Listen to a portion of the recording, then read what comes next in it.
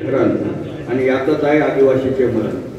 जिथे आदिवासी तिथेच खान आणि यातच आहे आदिवासी जीवनाची घाण. आणि जिथे आदिवासी तिथेच विविध प्रकल्प आणि हा या सरकारचा आहे या आदिवासींना मारण्याचा दृढ संकल्प. आदिवासी जिथे राहतो तिथेच विविध खदानी आहेत. कोळसा आहे, हिरा आहे, बॉक्साईट आहे, युरेनियम आहे. आणि त्यामुळे विकासाच्या नावावर, राष्ट्रप्रेमाच्या नावावर आदिवासी जिथला मूळ निवासी आहे तर त्याचे पाड फोडण्यात येतात आणि आदिवासींना विस्थापित करण्यात येते. तुम्ही जगातले सर्व आश्चर्य पाहिले, जगातले सर्व आश्चर्य, 8 आश्चर्य जे आहे म्हणजे इजिप्तचा पिरॅमिड, ते फ्रान्सचं आयफेल टॉवर वगैरे. परंतु जर तुम्ही भीमबेटका आणि आदमगड जर नाही पाहिलं तर हे भीमबेटका आणि आदमगड कुठे आहे? हे आहे भोपाळ जवळ, भोपाळ आणि होशंगाबाद जवळ हे भीमबेटका आदमगड आहे. तर हे 10 ते 25 हजार वर्षापूर्वीच्या आदिवासींचे निवासस्थान आहे. हे निवासस्थान काय? त्यावेळेस आदिवासी गुफेमध्ये राहायचा. तर या गुफेमध्ये हजारो चित्र काढलेले आहे त्यांनी. त्यांचे नाचगाणं असेल, सामूहिकपणे जेव्हा नृत्य करतात, ते शिकारीला जातात, तर असे विविध जे चित्र आहेत, पशु पक्षी प्राण्यांचे चित्र ते आहे, वनस्पतीचे चित्र आहे. आपण वारली पेंटिंग पाहता ना, तर वारली पेंटिंग सारखे पेंटिंग आहे. तर असे असंख्य चित्र त्यांनी ते काढून ठेवलेले आहे. ते किती हजार वर्षापूर्वीचे आहे? 10,000 ते 25,000 वर्षापूर्वीचे. आणि पहिला मानव कुठे तयार झालेला आहे?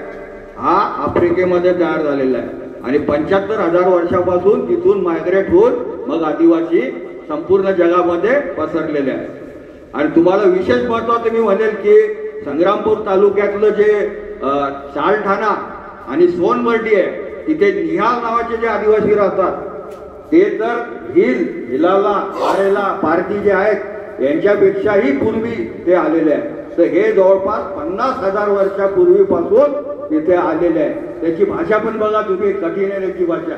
इतर राज्य भाषा आपल्याला समजू शकतात किंवा आपण लवकर शिकतो, पण अजूनही गोरकू लोकांना सुद्धा ती भाषा शिकता आलेली नाही त्यांची, म्हणजे त्याची भाषा कठीण आहे. तर हा सर्वात मोठा पुरावा आहे की हे जे भित्तिचित्र त्यांनी त्या भीमबेटका आणि आदमगडमध्ये काढलेले आहे, तर हजारो गुफा आहेत आणि त्याच्यामध्ये हजारो चित्र आहेत. तर हे चित्र म्हणजे इथली जल जंगल जमिनीवर आदिवासी म्हणजे आमचे जे पुरखे आहेत. बापूंनी आता तुम्हाला सांगितलं की आमचे सर्वांचे पूर्वज कोण आहे? तर आदिवासीच आहेत. कारण all the human beings are homo sapiens. तर आम्ही होमोसेपियन्सच आहोत. परंतु मग आपण मायग्रेट होऊन इकडे आलो. आम्ही सर्व आउट ऑफ आफ्रिका आहोत, म्हणजे आफ्रिकेमध्ये सर्व मानवाची उत्पत्ती झालेली आहे. तर तिथनं आम्ही मायग्रेट होऊन आज इथे आलेलो आहोत. तर याप्रमाणे हे आमचे जे पूर्वज आहे तर त्यांचा हक्क जो आहे आज त्यांना भेटत नाही आहे. सरकारचं काय मिळतं काय की तुम्ही अतिक्रमणधारक आहात. तर आदिवासीतला अतिक्रमणधारक नाही, तो मूळ मालक आहे. आपण मागे पाहिलं असेल की राहुल गांधींनी जी भारत जोडो यात्रा काढली होती, वाशिमला त्यांनी जागतिक आदिवासी दिन सुद्धा केला होता. की बिरसा मुंडा जयंती किंवा जागतिक आदिवासी दिन असा तिथे केला होता त्यांनी. तर आदिवासीचा मोठा मेळा, त्याला शिवाजीराव मोघे उपस्थित होते आणि सर्व आदिवासी बांधव तिथे जमले होते. तर तिथे सुद्धा त्यांनी घोषणा केली होती की या देशाचे मूळ मालक हे आदिवासी आहे आणि इथल्या जल जंगल जमिनीवर कोणाचा हक्क आहे? तर आदिवासींचा आहे. पण माझ्या भरल्या घरात मीच चोर झालो आणि केला न गुन्हा काही तडी पार झालो. तर अशी व्यवस्था आज आदिवासीची आहे. म्हणजे मूळ मालक असूनही त्यांना देश विकासाच्या नावावर विस्थापित होता मध्ये व्हावं लागत आहे. आज आपण आपल्या बाजूलाच आंबा वारवा होतो, तिथे बरेचसे आमचे भिलाला राहायचे आदिवासी. तर त्यांना विस्थापन त्यांचं झालं का? त्यांची सरळ खूप फसवणूक झालेली आहे त्या प्रकरणात. तर याप्रमाणे विस्थापन होत नाही आणि मग त्यामुळे त्यांचं ते जलजंगल म्हणजे आदिवासीसाठी वनच जीवन आहे. असं असून सुद्धा ते त्यांना तिथनं हुसकून लावून आणि त्यांचं पुनर्वसन योग्य न झाल्यामुळे आपल्याला बाबासाहेब आंबेडकरांनी जे संविधानामध्ये हक्क दिलेले आहे आणि जो विशेषाधिकार दिलेले आहे ते सुद्धा आम्हाला, कारण आम्ही संविधान वाचतच नाही किंवा ही व्यवस्था आम्हाला शिकवत नाही.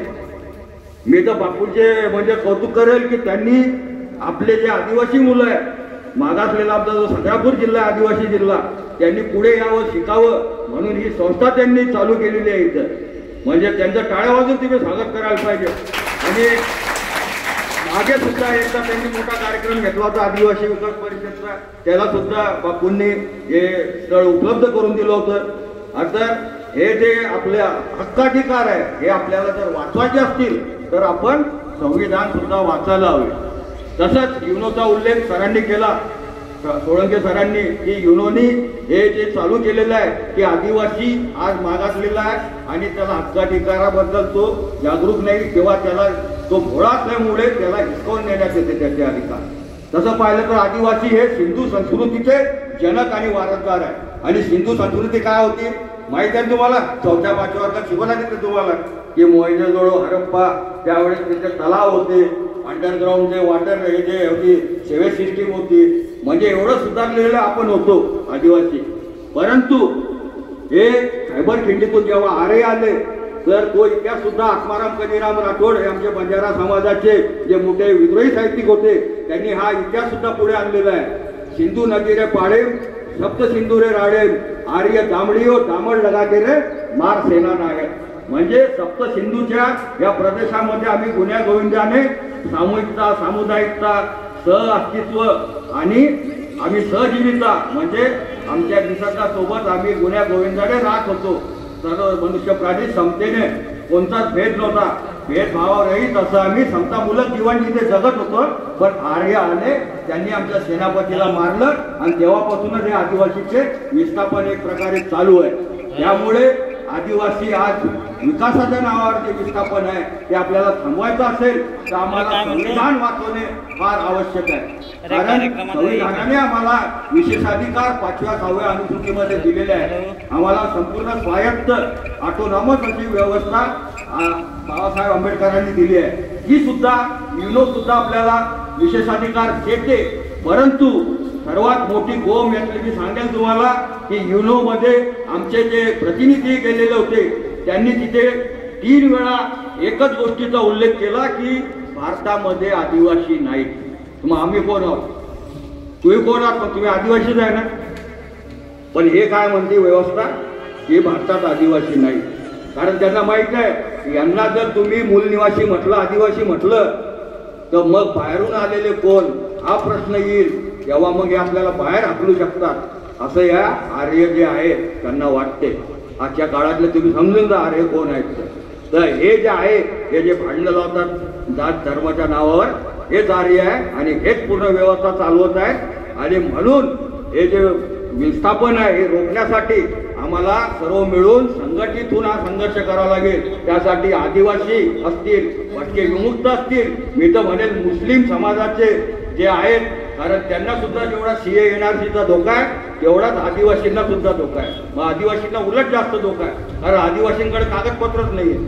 तुम्हाला ते आज सुद्धा पुरावा मागतात, कोर्टवर ऊस मागतात, तुमच्याकडे आहे का? नाही आहे. त्यामुळे तुम्हाला कास्ट सर्टिफिकेट भेटत नाही. तुमचा हा प्रॉब्लेम तुमचा. यांचा कास्ट सर्टिफिकेट आदिवासी असून त्यांना कास्ट सर्टिफिकेट भेटत नाही. आणि त्यासाठीच तुम्हाला संविधानिक हक अधिकाराची जर माहिती करून घ्यायची असेल, अभ्यास करायचा असेल तर त्यासाठी तुम्ही शिकायला पाहिजे. कारण डॉक्टर बाबासाहेब आंबेडकर कशामुळे पुढे आले? ते शिकले म्हणून त्यांनी आपल्याला मानवाधिकार दिले. नाहीतर आम्हाला हे असुर राक्षस म्हणायचे, दैत्य म्हणायचे.